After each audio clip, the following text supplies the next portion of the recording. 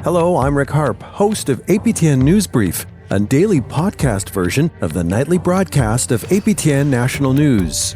Available on all major podcast platforms, APTN News Brief is your quick way to hear the headlines every weekday morning. Learn more at aptnnews.ca/podcasts. Good evening, I'm Dennis Ward, and this is Face to Face.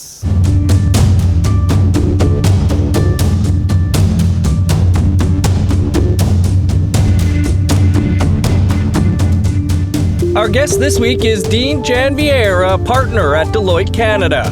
Dean is a Dene citizen from the Cold Lake First Nations in northeastern Alberta.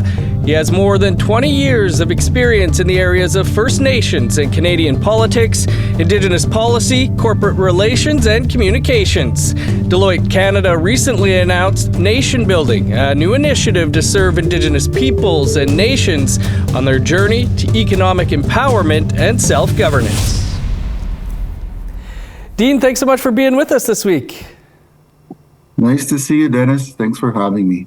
Well, I know you've been involved in the child welfare class action, so just wondering if maybe we'll start with your thoughts on the recent Supreme Court of Canada ruling that affirms First Nation, Inuit, and Métis self-government and jurisdiction over their child welfare services.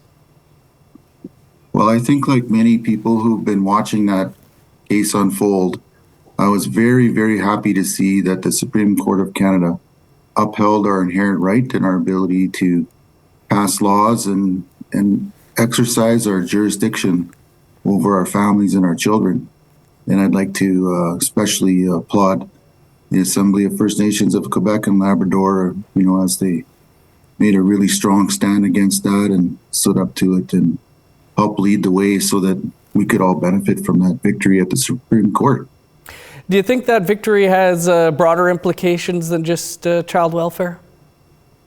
Well, I'm hoping. I think it's an important decision, and I think it underscores the assertion that we have rights that predate Canada, and that prior to contact, we were always self-governing and had our own laws and our own jurisdictions, and it stands to reason that we could continue to exercise those rights today. So I'm hoping that there will be more decisions like that to come if needed in the future, but I'd like to see us just continue to exercise our rights as we go. Dean, can you tell us a bit about your role and the role that Deloitte has in the $23 billion child welfare settlement? Sure. Deloitte has been appointed as the administrator of the class action settlement agreement regarding child and family services and Jordan's principle in the child class. And it's a big responsibility, which means we're not a party to the agreement. We didn't negotiate the agreement, but we'll be the organization that's responsible to implement it and be accountable for exercising, all of the terms and conditions that go along with the agreement, to make sure that the claimants receive their compensation in a timely fashion and that First Nations are kept informed along the way throughout the class action as it unfolds. I guess the timely fashion part might be the most interest to viewers. Any updates on timelines? Yeah, what I can tell you is that the work is currently underway. The parties continue to meet on a regular basis and are working hard towards finalizing the claims process and so on.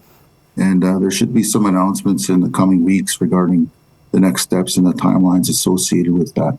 Nice. I'm sure a lot of people will be looking forward to that. For sure. Yeah. Dean, you're also a former band counselor, do a lot of work with youth. What do you think this settlement, the largest in Canadian history, means for those who've been harmed by the child welfare system?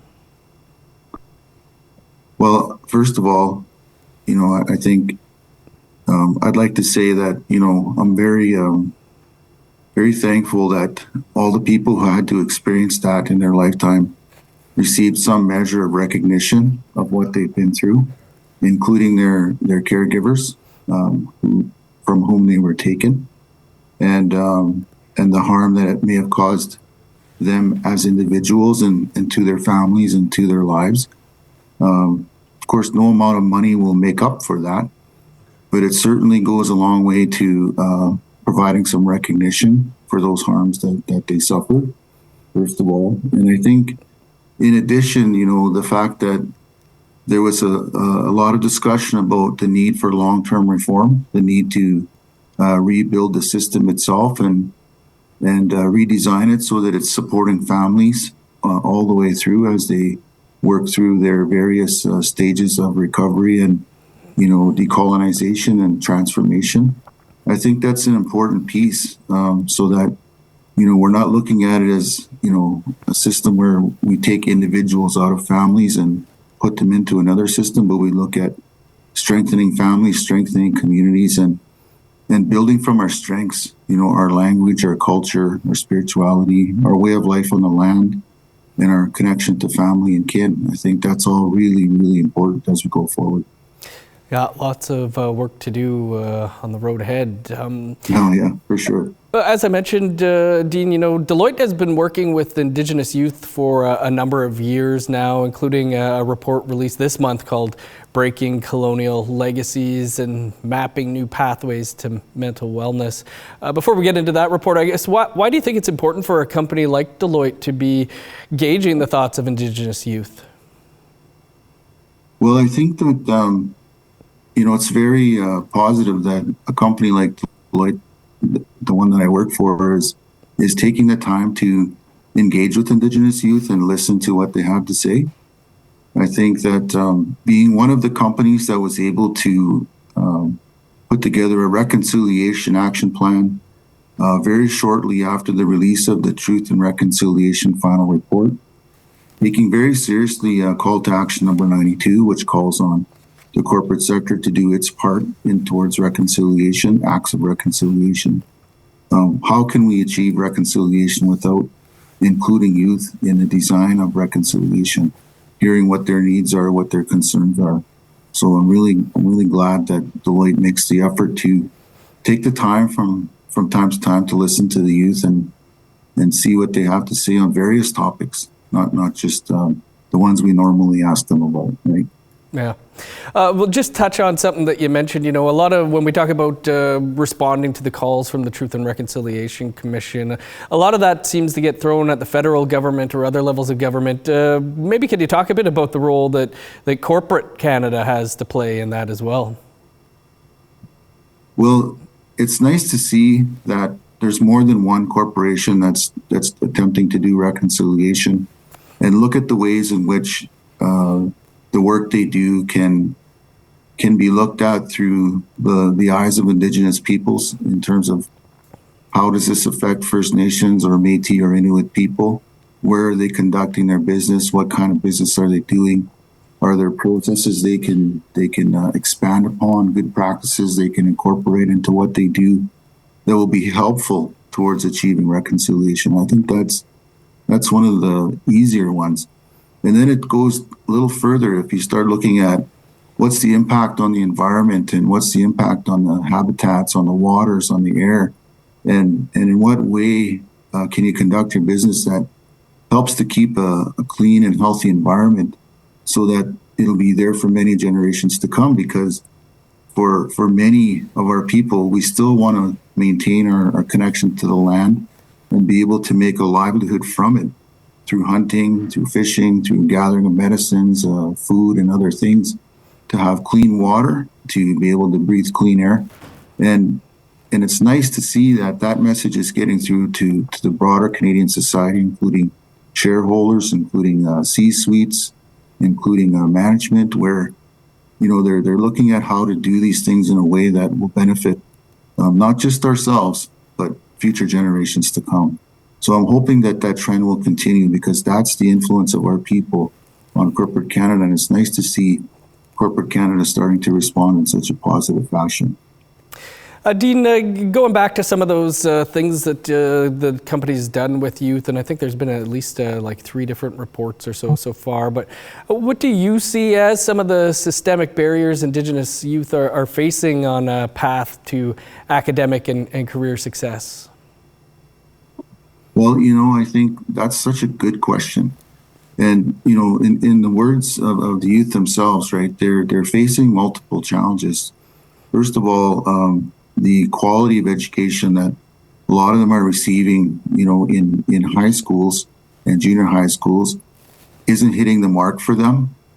They're finding out when they start trying to achieve in post-secondary. So it could have been multiple problems, right? Maybe there were challenges at home. Maybe there were challenges regarding peer pressure and social media that made them unable to integrate very well into the local school system, or maybe they were faced racism, and other kinds of challenges that made it an unpleasant experience for them. Maybe their level of academic achievement wasn't quite what they had hoped it would be. So those are some of the streamer problems. And I think, going through post-secondary, we're familiar with these challenges. There's a lack of financial support. There's a lack of affordable housing. Sometimes they feel alienated and lack of cultural or other connections to other Indigenous people or their home communities, and they feel loneliness and struggle in that regard. It could be other problems related to life challenges that they would face, like mental health or wellness or addictions. There could be many of these things that could come in their way there. And then even if they make it as far as graduation and are trying to get into the labor force, they're finding difficulties regarding being seen as an Aboriginal or Indigenous person in the workplace instead of just a worker who happens to be Indigenous. Mm-hmm. There's problems with racism, systemic and microaggressions, and different things that they're experiencing every day. It makes it difficult for them to succeed. And so what they're asking for is supports all the way through, and in particular supports as they're trying to graduate from post-secondary and integrate into the workforce through co-ops, through summer jobs, through mentoring, and then some pairing and some support through the first 5 years of their professional career. And I think those are all really good recommendations, and I really support the call that they've made to do those things. Right. Dean, much more to talk about here. We just need to step out for a quick break, and then we'll continue the conversation here on Face to Face with Deloitte Canada's Dean Janvier. Stick around.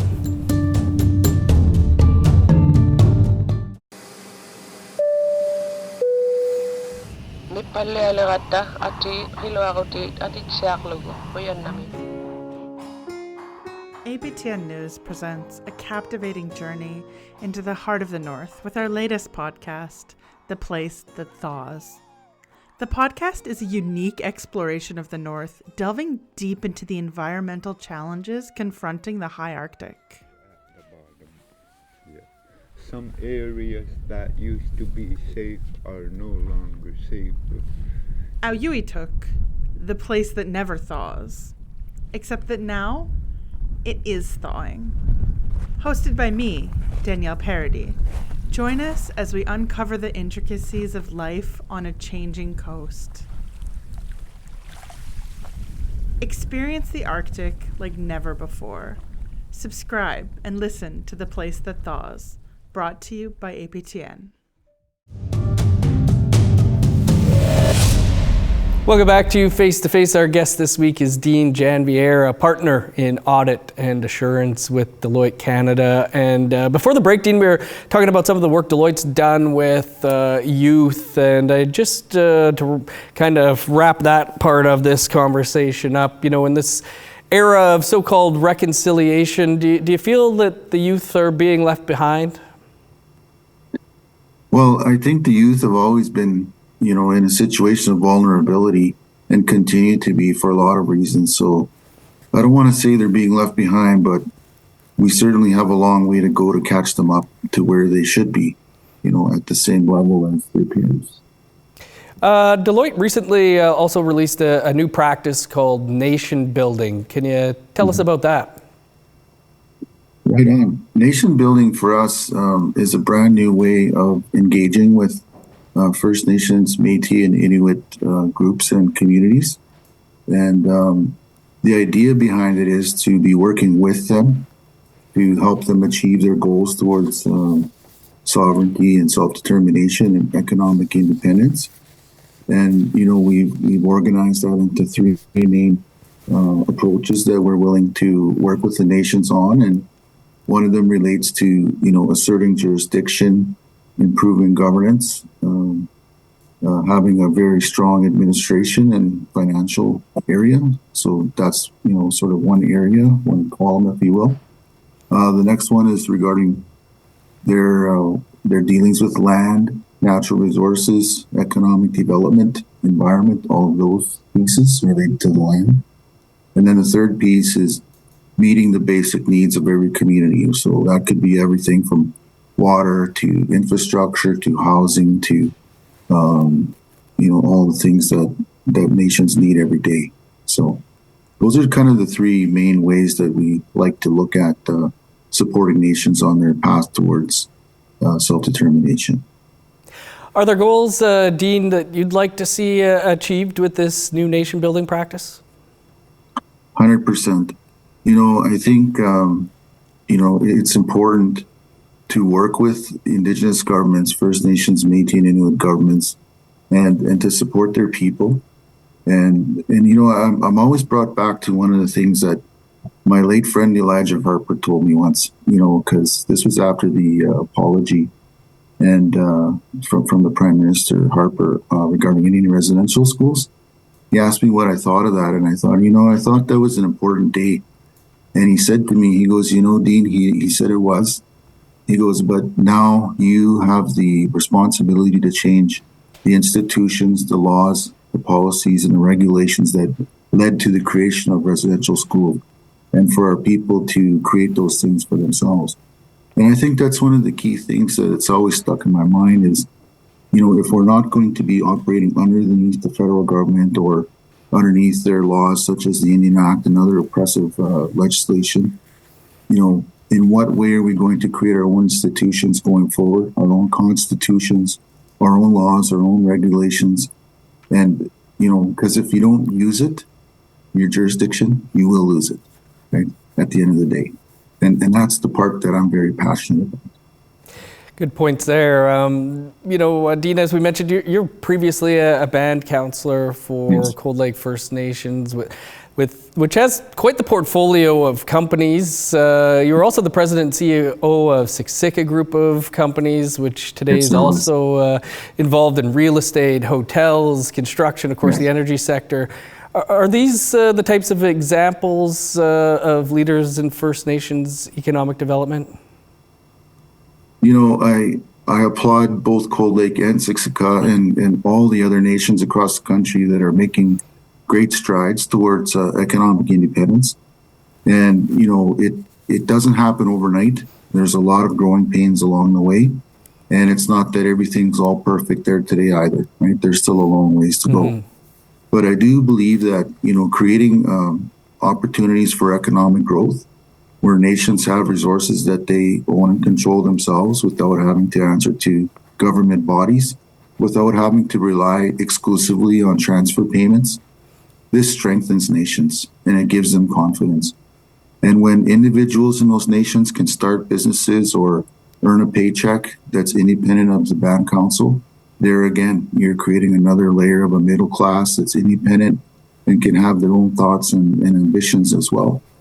And what I've noticed that's even more important is when these nations reach out to their neighbors and they start working collaboratively, that creates a positive, interaction and relationship with non-Indigenous neighboring communities.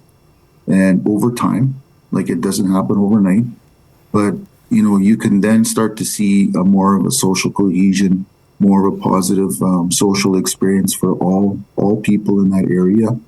And eventually, hopefully we'll start to see more and more of that across the country, which is one of the most important conditions for achieving reconciliation is when no one is left behind economically and everybody benefits from what's going on in the area.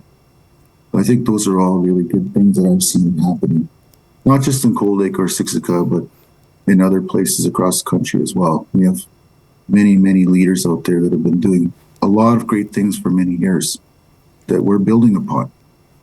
Yeah, Dene, are there other projects out there right now in development or that have happened that are particularly exciting? Well, I think, as we continue to work on these things, I'm really hopeful that we can see more women, Indigenous women coming into the workplace, coming into the workforce, and that the recommendations from the inquiry into missing, murdered Indigenous women and girls, that those continue to be acted upon. And I'm also really, really excited to see what this coming generation and the next generation of our youth will accomplish. But also the fact that they want to stay connected to our elders and to our culture and our way of life and improve their mental health and well-being. Those are all very exciting developments. And I hope we can continue to build on the positive and continue to reach out to those who are most in need and find ways to support them and help them to find a better way of life, and they can feel included in what we talk about as reconciliation, that it's not just for those who have something today, but something we're working to include all of our people, all of our family, all of our relatives. Dene, given your background in those companies and so forth, has economic development, business always something that you've been interested in? I'm glad you asked that because, I think when I was younger, I really wanted to make movies. I wanted to be a filmmaker. That was my first sort of love, and that didn't really pan out for me. And then by fluke, I ended up working at the Assembly of First Nations, and I got really interested in supporting our people, in terms of politics, policies, and helping move those yardsticks. But, around 2009, that's when I decided that I was going to focus going forward on helping our nations to achieve economic sovereignty. And that's what I set my goals on, both personally and professionally, since that time. Yeah, I was going to ask you if you ever wanted to get into the art world. Yeah, well, people ask me that because of my dad being Alex Janvier. And the only thing I ever got to do with him was work on a mural in Ottawa. And but it was, a time that I'll always treasure. And, that piece of art is still there today. So something my children can go look at from time to time. Dene, you mentioned the film world. You did a couple episodes of Blackstone, right? Oh, I just consulted on that with some people. I never performed before the camera, but yeah, like I said, I dabbled here and there in that world, and I tried to make something of it. But yeah. I guess my true calling was to serve the community. For sure. More to talk about here, Dene. We just have to step aside for one more quick break, and then we'll continue the conversation here with Dene Janvier on Face to Face. Stick around. I'm Kathleen Martins, a reporter with APTN News. Homeless, houseless, shelterless people, they aren't hard to find in Winnipeg. They're on the sidewalks, in bus shelters, and down alleyways. They're living in tents and squatting in empty buildings. They're even sleeping in abandoned cars. But who are they? Hear their stories in my new 5-part podcast called Our Relatives. Listen on your favorite player. Welcome back to Face to Face. Our guest this week is Dene Janvier with Deloitte Canada. And Dene, we're short on time. I wanted to ask you about a recent announcement by Pierre Poilievre, the optional First Nations resource charge, and what that could mean for communities. They say it'd be putting a lot of money back into the pockets of First Nations rather than Ottawa. But, there was some reaction to it that, there's this mistrust that's left over from the Harper era. Well, I guess, what are you hearing from those you work with about a potential change in government, and is there concern out there of a return to Harper era policies? Thanks for the question. Well, one thing that's for sure is that there'll always be a change in government at some point, right? The other thing that's for sure is that we as Indigenous peoples in Canada, we don't have, the numbers to really decide on our own which government we would ever prefer. So it's on us to decide how and in what way we're going to engage with any government. And as you've seen over many years, we can choose a wide range of tactics and strategies to deal with any particular government, from direct confrontation to engaging with them in a constructive way, anywhere along that continuum. So, that's something to keep in mind. I think it's also fair to say that we have way more power than we've ever had in this country in many respects, both elected and unelected. And, we're getting more and more integrated into the business fabric of Canadian society. So we're definitely not a group that can be ignored any longer. And I'm truly hopeful that we've gone so far down the road of reconciliation that we can't go back to the way things were before. And I hope that Canadians will demand that of any government they put in power. Having said that, I don't think it's time to be alarmed at any policies that are being proposed by any party. I think there's pros and cons to each and every party and pros and cons to each and every policy. The idea that there would be a mechanism to flow through, royalties and other, benefits earned by the Crown back to First Nations, Métis, and Inuit people, that's an idea worth considering. But it's hard to say yes or no to anything when you don't know any details about it. Mm-hmm. And the other thing is that, there's still going to be a need to have a positive engagement with our people as we go forward. I mean, look at the fact that, one of our own, Wab Kinew was elected premier. Right. So, we will have a voice at the table one way or the other. And it would be better if that all parties had a positive relationship with our people and can continue the dialogue and develop good policies going forward. Well, Dene, we'll have to leave it there, but it was great to sit down and have a conversation with you this week. Thanks for doing the show. Happy to do so. Thank you, Dennis, and take care. That is all the time we have for this week. You can catch up on any episodes you may have missed by visiting our website, aptnnews.ca. This show and past episodes are also available as podcasts. You can find those wherever you download your podcast. Thanks for tuning in to Face to Face. I'm Dennis Ward. We'll see you back here in 7 days. APTN Investigates delivers impactful, Indigenous-focused stories that change lives and reveal the bigger picture. On this week's show, Algonquins in Ontario have serious issues with identity. Thousands have been declared non-Algonquin. How did this happen? I'm Rob Smith. Find out in my episode, Return to Algonquin Country. APTN Investigates, Friday, immediately following APTN National News.